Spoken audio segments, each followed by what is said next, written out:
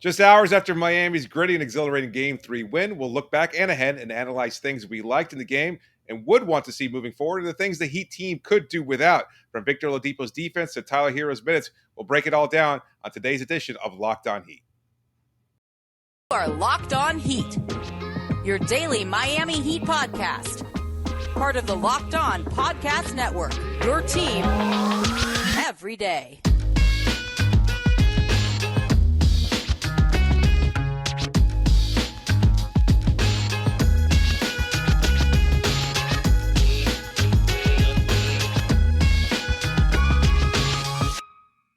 Hello, Heat Nation. It's a Monday edition of Locked On Heat, your daily podcast covering all things Miami Heat. However, you may be listening or watching on YouTube, Odyssey, or on your favorite podcast app. Thanks so much for making Locked On Heat your first listen every day. I'm David Ramil, and with me, as always, is my co-host Wes Goldberg. Today's episode is brought to you by BetOnline. BetOnline has you covered this season with more props, odds, and lines than ever before. BetOnline, where the game starts. Well, Monday night's game will start later on today, but before we do that, we wanted to look behind and look at the Game 3 win because it was an exhilarating game, a really, really fun matchup that Miami, of course, wound up winning to take a 2-1 lead in the Eastern Conference Finals. We want to look at some of the things that we liked out of that game because, things that Miami could continue to build off, and then also some things we didn't like. But before we get into that, we want to talk a little bit about the current injury situation because obviously that has continued to impact the Eastern Conference Finals. So right now, the Miami Heat are listing Max Strus, PJ Tucker as questionable, but those are pretty regular mainstays of the injury report. Those are kind of sort of injuries that they're just continuously nagging those two players, but they've been available for every game this series, and I can expect that to be the case moving forward. However, Kyle Lowry and Jimmy Butler and Tyler Herro are all listed as questionable as well. Not sure we didn't have any updates necessarily on Tyler's injury, although that I think you mentioned that it was listed as a left groin strain. Officially being a groin strain, which makes a lot of sense given that he looks a step slower. He just hasn't looked right, and it makes sense that there's something lower body, something like a groin injury that does limit guys in that way. So we'll see what happens with Tyler. Eric Spoelstra was non-committal after the game on Saturday night, and then again today at practice on Sunday afternoon. So that sounds like it'll be closer to a game time decision than anything else, even though they're not officially calling it that. And then with Jimmy Butler, it's the same sort of thing.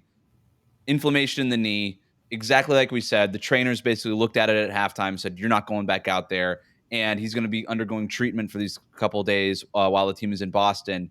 And Spoelstra, after the game, essentially saying, like, these 2 days of treatment are massive. And so, again, not officially being called the game time decision, but very much kind of getting that impression right now. So we'll see. Yeah, and Miami could do with both of those players out there healthy and 100%. But you know what? There's also right now, that's the convenience of having a lead in the series is that you can afford possibly to rest a player knowing that you also have home court advantage that you return back on Wednesday to take on these same Celtics at FTX Arena. So we'll see what happens in Game 4. On the Boston side of things, Marcus Smart, who rolled his ankle in that third quarter, looked like he'd be out for the rest of the series. It was, obviously he made his return. He's currently listed as questionable for Game 4, as is Robert Williams, who sat out Game 3 with knee soreness. And at this point, who knows whether or not either one of them will play. I expect both of them to be available, but again, no confirmation from Ime Udoka other than that they're listed as questionable. They're getting treatment, and we'll see what happens at game time. So we'll have more updates for that via our Twitter account. Make sure you follow us. But let's get into the show at hand.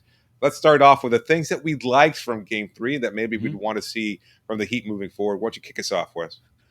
Well, we got to start with Bam Adebayo, don't we? Incredible Absolutely. Playoff performance for him. Best of this postseason for him and for the Miami Heat. And one of the things kind of watching that game again this morning, David, that I really liked from Bam was just him bringing the ball up.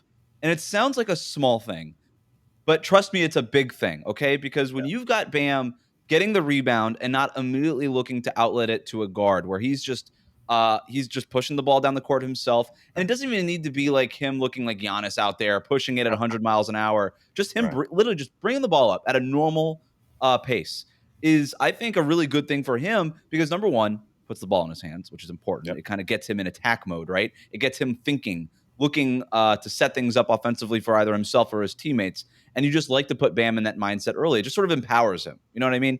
Yeah. But also, like, there was examples of this in the first quarter. Bam gets the rebound. He's bringing the ball up. Kyle Lowry is flanked right to his right side.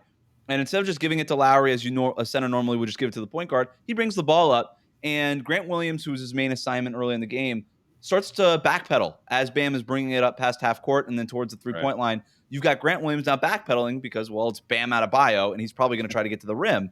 But he immediately flows right into a handoff with Tyler Herro. Flows right into a handoff with Tyler Herro. Herro gets the ball and then immediately hits Bam on the roll. What was interesting about this is because you had Grant backpedaling. As soon as Bam finds Tyler on that dribble handoff, now you've got all these backpedaling defenders kind of lurching forward, right, towards Tyler Herro at the beyond the 3-point line. And now you've got Bam being able to use his speed because, remember, he's still going in the same direction, right towards the basket, blowing by Grant Williams, who has defended him well this entire series.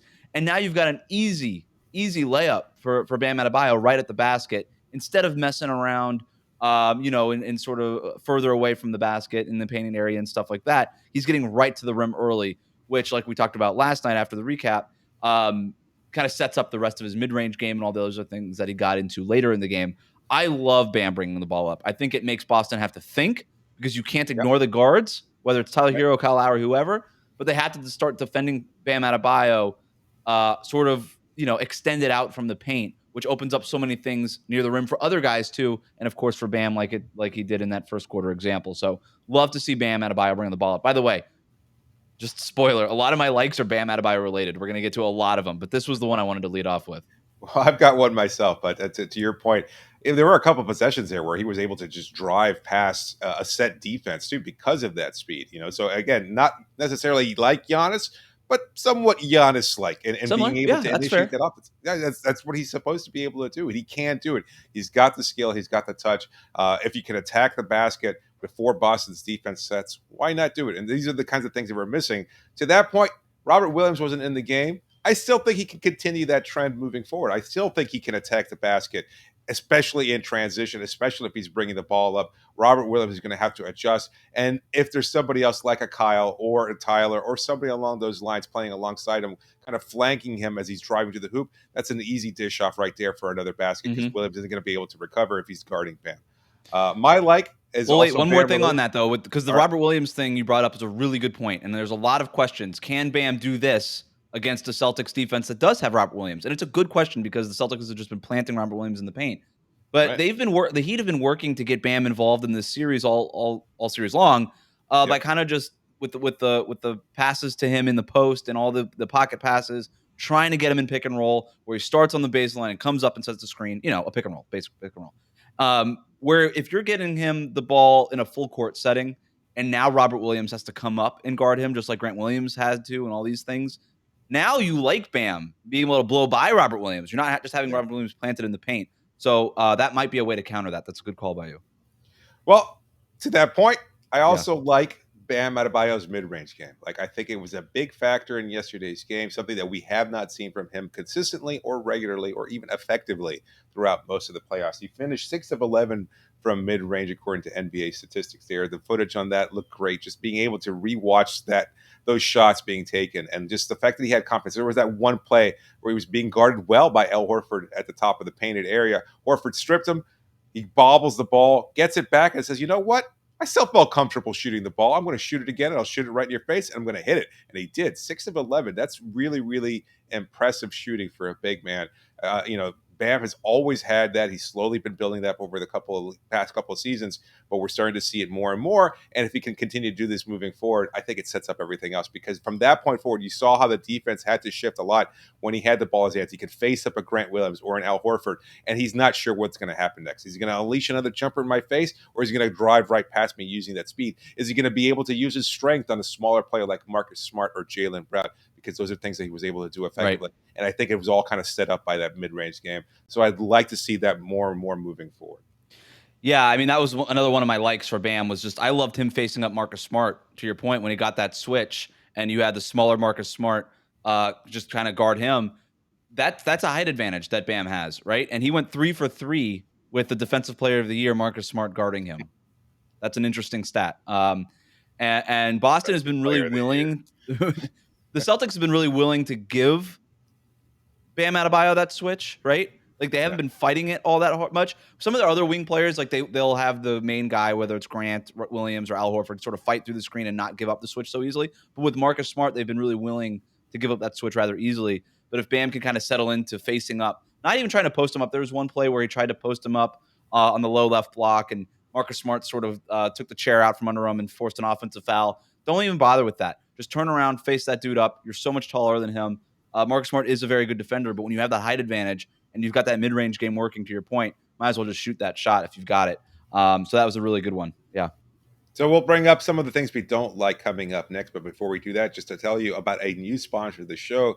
Feeling your best starts with what you eat. And Sakara helps you live a healthy, balanced lifestyle and to truly enjoy it with delicious, plant-rich, transformational nutrition that builds a foundation for living in your best body.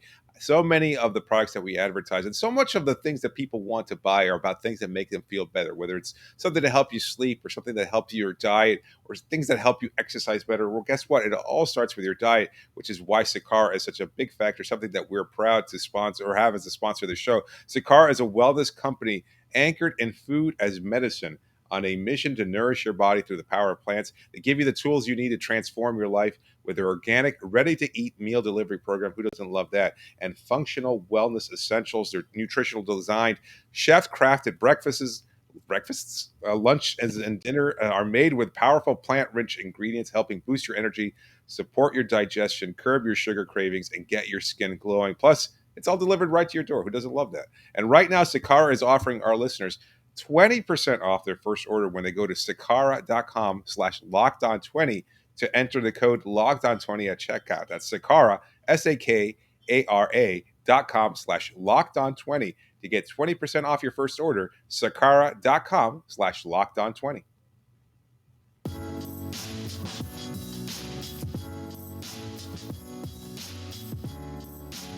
For making your Locked On Heat your first listen every day. Make sure to check out the Locked On NBA Big Board. Host Rafael Barlow from NBA Draft Junkies and the author of the NBA Big Board newsletter is joined by Richard Stayman, Sam Ferris, and Leif Thulin, giving fans an in-depth look into the NBA draft, mock draft, player rankings, and of course, big boards. It's free and available wherever you get podcasts. Well, you know what's also available is things that we don't like from Game 3, unfortunately. Overall, game was fantastic for Miami. They bounced back. They were resilient, all the things that we love about this Heat team. But there were some little details here and there that we'd like them to fix up. Mm-hmm. So, Wes, what's one of the things that stood out to you that you don't necessarily like in Game 3? Yeah, we should start with Jaylen Brown, who had the 40-point game for the Celtics, right? And Victor Oladipo's defense against Jaylen was so great. We talked about that in the recap, but it was late. I'll talk about that later too. Yeah. Okay. Yeah. I mean, it was awesome, but you can't rely on Victor Oladipo only to guard Jaylen Brown. One of the things that I did not like about their overall defense on Jaylen Brown was just they were letting him catch the ball pretty cleanly, and then not only that, but then sort of just get into his steps coming off the screen. They weren't really creating any sort of friction, right? They were just sort of letting him get downhill. And then when Jaylen does get downhill, like he's a really powerful straight line driver. He drives with speed and with force, and he's such an athlete. Like when you let him get downhill, all of a sudden Miami's defense is scrambling, and he's able to get the switches onto a Gabe Vincent or a Max Strus, somebody who's a little undersized, right? And that's why Jaylen is able to not only score 40 points, but get to the free throw line as many times as he did too. I would like to see them. Not enough for him, by the way. I can't believe he complained about that in his post-game presser, but that's a whole other story. Oh, I didn't even notice that. I didn't even see that. Yeah. I think that the Heat should just make it a little bit tougher for Jaylen. Maybe not even necessarily to just catch the ball. I'm not talking about like Joel Embiid style denial here, but just make it a little tougher for him up at the level of the screen. Don't let him just get into his first and second steps quite as easily. I would even experiment, not the entire game because of the domino effect that you don't want to leave too many of Boston's shooters open, but maybe putting two on the ball here and there just to throw him off, because Jaylen Brown, I keep saying this, can't dribble. And you need to exploit that, sort of the way that we've seen teams like Philadelphia exploit Tyler Herro, right? And his lack of size, where you're trapping him and it's starting to force him into tough situations and he can turn the ball over. You can do a similar thing with Jaylen Brown. He's not undersized, but he doesn't have that handle, right? To sort of get to dribble out of those situations. So if you just throw it at him like semi-randomly, when maybe you need a kind of a stop, or maybe you feel like you might need to force a turnover in a situation, Yeah. maybe late in the clock specifically, you could do that to Jaylen Brown. I'd like to see them mix it up more. But the main point, the one that I didn't like, is just don't let it be easy for him to get to his first and second step and then get downhill and then force those switches that he's looking for. Yeah, I agree. And yet at the same time, look, at one of my Tolex, and I'll bring it up now, is just allowing him to have free range in the mid range. He was 11 of 11 on twos. He was attacking the basket. He had a lot of space there. A lot of that built off of his 3-point shooting. But I wonder, and maybe you have some insight about it. I feel like they're kind of allowing that space purposely, right? Because they know that he can either bobble his way into a turnover, or he's not as adept a passer as, say, Tatum or somebody like that. And I think they're kind of sagging off on purpose, rather to help off on somebody else. If he's able to attack the basket and they can still have that primary defender and somebody else helping off to the side there, rather than sending two on the ball, as you mentioned, that kind of allows a free roaming defender to put pressure on Tatum. And I think that's more effective, because Tatum, of the two, certainly more dangerous. Like, Right. Is it possible that they're letting Brown That's what it get is. his points? It's not so much letting Brown, but it's like, okay, like how many guys can you possibly double? You only have so many defenders out there. And so obviously you're trying to double Jayson Tatum, and you don't want to just double Jaylen Brown and then leave Jayson Tatum Wide single open. covered, right? And so, yeah, that's certainly part of it. But Jaylen Brown and Jayson Tatum's minutes don't align completely. They align, fairly quite a bit. But like I said, it's not something you got to do all the time. That's what I'm saying. Like late in the shot clock, you're not as worried about the swing action. Jaylen Brown's probably going to try to force something up late in the shot clock. Right. All right, well then double him. And it's not that they didn't do that. It's not like this is no new concept to Miami. And their version of doubling him was just to send Victor Oladipo on him and just say, you deal with this, you screw him up. And maybe it's as simple as, all right, you just play Victor Oladipo and you line his minutes with Jaylen Brown, and you don't even have to double him. You just put Oladipo on him, who basically just owns his lunch money at this point. But you can't rely on that level of performance from Victor Oladipo defensively every single game.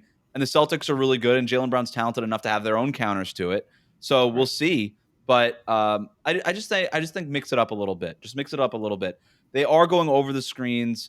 It was, Jimmy Butler has been his primary defender. Him not being available for half the game was a major thing. Like when Jimmy's covering Jaylen Brown, obviously he's going to get a little bit more physical with him. But in game 3, because Jimmy Butler wasn't available and for maybe other reasons, they were just making things a little too easy for Jaylen Brown. You just need to mix it up a little bit more with him, is all I'm saying. Doesn't have to be some wholesale change, just a few different looks here and there. What do you think is a counter for Boston, aside from just having Robert Williams and attack the paint and be a lob threat there? Is there something else that you think Boston could do to maybe make Brown's drives to the hoop a little bit more effective? I think they're going to keep doing the same thing. Like they're bringing those screens up pretty high for him. Obviously, if you have Robert Williams there, that's a brick wall screener that you can bring back, and that's only going to help Jaylen Brown. But as far as their game plan with Jaylen, I think it's been really good. You're setting those. You're not doing any side pick and roll stuff. Well, you're not doing a whole lot of side pick and roll stuff for him because, again, you don't necessarily want him driving baseline and having to make decisions in the half court. On that side of the half court, on that side of the basket. I think you really do want him just sort of right in the middle of the floor, getting downhill, and for the most part, they've done that. We'll see if they have an adjustment to what Miami does, but I think for Jaylen, it would just be, all right, really focus on that handle and try to sell contact probably early and try to draw fouls would probably be the way to do it. But we'll see. We'll see. I think Jaylen Brown needs to really study what it is that Victor Oladipo did, for sure. I think he will, and he'll come with some sort of counter or maybe just sort of an awareness of what Oladipo is trying to do. Maybe you try to exploit Oladipo being aggressive in the passing lanes and get easier shots at the basket that way. Maybe go with lobs more often for Jaylen because he can do that. But yeah. Yeah. Well, that's kind of a perfect segue, because I think if we talk about things that we like, certainly Victor Oladipo's defense was one of them. Yeah. There was a great statistic put up by, I think, Grant Williams, I want to say, of ESPN, had a really nice stat there that Victor Oladipo himself had 8 deflections on the night. We talked about this in the recap. You brought it up specifically, and it was a really good point about Matt how Williams. effective. Sorry, Matt Williams. Matt Williams, ESPN. Yep. Yeah, I should know that. I should know That's that fine. because the third baseman for the San Francisco Giants was Matt Wise. But anyway, that's an old reference there. 8 deflections from Victor Oladipo, and you brought it up, a great point again, and that he was just active in playing the passing lanes. But so was all of the Miami Heat team. They were fantastic in doing that all night without Jimmy Butler there, still able to force turnovers, to lead to those transition baskets that we talked about, and Oladipo's just defensive intensity, even as he's not making an impact offensively because the shot's not there. And he's certainly not going to get to the line or to the rim as easily as Jimmy Butler has done throughout this postseason. But he can still bring something defensively, something that they absolutely need. And I think that's such a crucial component of what Miami can do if they want to be able to steal game 4, is be able to ramp that defensive presence up. So I just recorded a segment for Locked On NBA. I was asked what I think that they Heat need to do in order to be able to steal game 4 and be able to, control the series. And I think it continues to be their defense. As much as we want to focus on the offense, we want to focus on Bam being aggressive, and we certainly love it from what we saw from him. Miami's defense leads to more easy baskets. It's just puts the clamps down at what Boston could do, throws them off completely. I still have questions about Boston's IQ, Boston's resiliency. I just don't think they have it yet. As many times as Jayson Tatum has gone to the Eastern Conference Finals and everything else, I still like Miami's toughness and internal fortitude and their ability to put pressure on opponents significantly more. So I think it all starts with the defensive end. To your point of deflections, you mentioned Victor Oladipo, 8 deflections in the game. Kyle Lowry had 5. PJ Tucker had 4. Jimmy Butler had 3 in his one half 20 of minutes. playing. Yeah. Bam had 3. Max Strus had 1. Gabe had a couple. Tyler had 1. Caleb had 1. Duncan had 1. It's all across the board, right? It's just all of these guys. I should have brought up that statistic too. Boston as a team only had 7. So less than Victor Oladipo had all on his own. So fantastic statistic there. Yeah, and that shows, look, the Heat have been really good at jumping passing lanes all season. That's not new, but this is another level, right? And I don't know if that's a game 3 one-off, and they were just feeling it that game, whatever it was. They were just reading the passing lanes.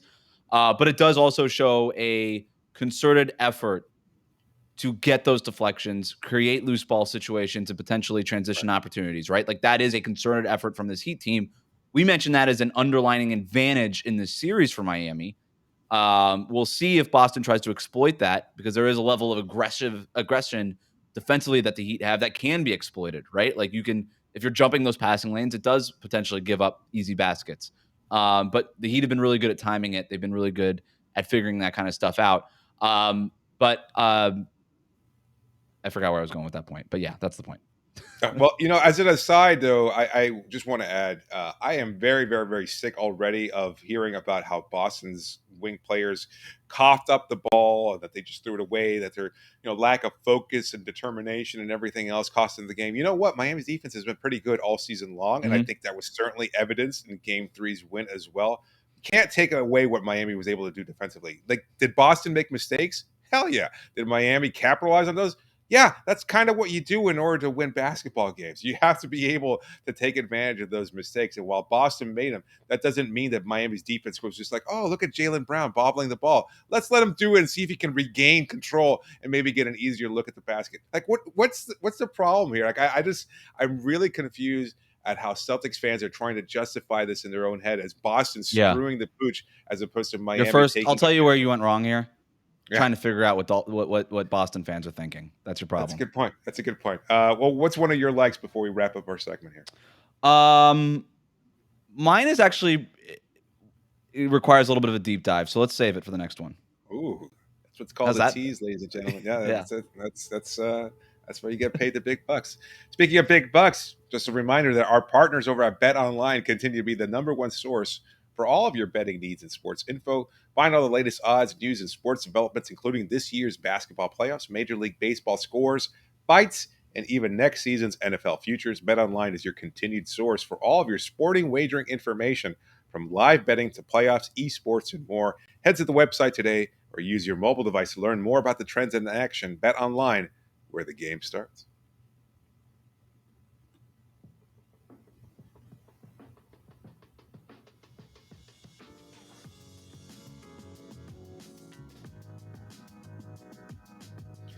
Just a reminder that you can always reach us via email at lockedonheat@gmail.com or via Twitter using the hashtag AskLOHeat. Be sure to please subscribe to the show and leave a review. I don't know where we are right now. I checked it earlier in the day. We are this close to 3,000 subscribers on our YouTube channel. To think of everything that we've built Mhm. since the season started, just in 5 months, was it 6 months now? It's just phenomenal work. Yep. So much support from our fans, and all we're asking for is a couple more people to hit that subscribe button so they can And get the also hit best. that like button, guys. Hit that like button. Don't Good forget to point. hit that like. That really helps us. All right. So the like that I hinted at Nice segue. hasn't been used all that often. And I don't think the Heat want to use this all the time. But I really like when they have PJ screening for a guard. PJ Tucker screening for a guard. I think it's a really interesting sort of like second layer of the pick and roll offense that Miami, primarily uses with Bam Adebayo. But when Yeah. you have PJ screening for a guard, the way that the Celtics are guarding PJ Tucker, in that they aren't, is basically their defensive philosophy on PJ Tucker. If he's going to make corner threes, go ahead and let him make corner threes. That's basically how they're treating him. That's not new. PJ's seen that a lot. A lot of his looks have been wide open all year. Credit to him for knocking down those corner threes. But you're not really worried about PJ going off for 30 points and beating you. You're mostly just going to let him have those. But Miami is countered pretty recently, and in this Boston series specifically, by having PJ kind of come up from the corners and set a screen on like the second side after some initial action with a Gabe Vincent or even a Max Strus, or like in game 3 with Kyle Lowry back with him. And I think that's a really interesting look that the Heat can go to a little bit more often, right? I would like to see a little bit more of that. Again, not primary offense stuff, but just like, all right, mix this in, do it once a quarter. You know what I mean? Whenever PJ's in the game, because when you're the Celtics basically ignoring PJ Tucker from the perimeter and he's setting a screen for a ball handler, well, that's just a one-on-one situation, or even if PJ really lands the screen, a one-on-zero situation, because the Celtics are going to switch everything. That's like a one-on-zero situation for whatever guard he's screening for. We saw, I think it was Gabe Vincent get a really clean look in that in the first half in Game 3. You can mix that in with Max Strus. We've seen it. That's not a new thing because of the 3-point shooting and the space that he could provide. I think you can actually get really clean looks for Max in those ways. If Duncan Robinson sees minutes going forward, ditto for him. And obviously with Kyle Lowry and his pull-up game, which was on point. That's not one of my likes, but I liked it. Kyle Lowry pull-up game was on point, and his return in Game 3 too. So a little bit more PJ screening action. Sprinkle that in a little bit more than we've already seen it. I think that's really worked nicely for them. Yeah, and it worked. It worked to get him a nice wide open 3-pointer too when he ran the pick and roll with Jimmy. They wound up switching. He wound up getting the double as he was rolling towards the basket. Recognized that PJ was wide open. Jimmy was able to use that fantastic cross court pass. Was able to swing it right to a wide open PJ Tucker. He nails that 3. Fantastic look from him. So I mean, it's great. It's a great tool. And you know what? If the play breaks down. Again, especially considering the potential return of Robert Williams, you've got Tucker as a potential roll man too. He's got that floater game going. I just like his ability to get those kinds of shots because I think his ball handling has been somewhat unheralded. Like he has been really good at kind of initiating things. You don't want him to do it too much, but in certain situations, he's good as a release valve for an offensive possession that might break down. He's been a solid straight line driver all season. I mean, we've done this whole thing about him going from the corners, and then all of a sudden guys are closing out after he makes a couple early in the game, and then he's driving baseline and hitting them with the floater and stuff like that. Like that's part of his game now. It's in his arsenal. And obviously, like if the play breaks down, well, you screen for a guard. The ball's in the guard's hands. Like if it's somebody like Kyle Lowry or Gabe Vincent, you kind of trust them to flow into something else offensively. What else did you like in the game? Oh, I was going to say, well, I think we have to go to, well, if we're keeping the whole idea of likes, don't likes, we're just going to go through these kind of quickly there. For me, a like was Caleb Martin. I just think the game is a little bit more fun, more exciting when you've got Martin there. I think it takes some of the pressure off of Jimmy Butler.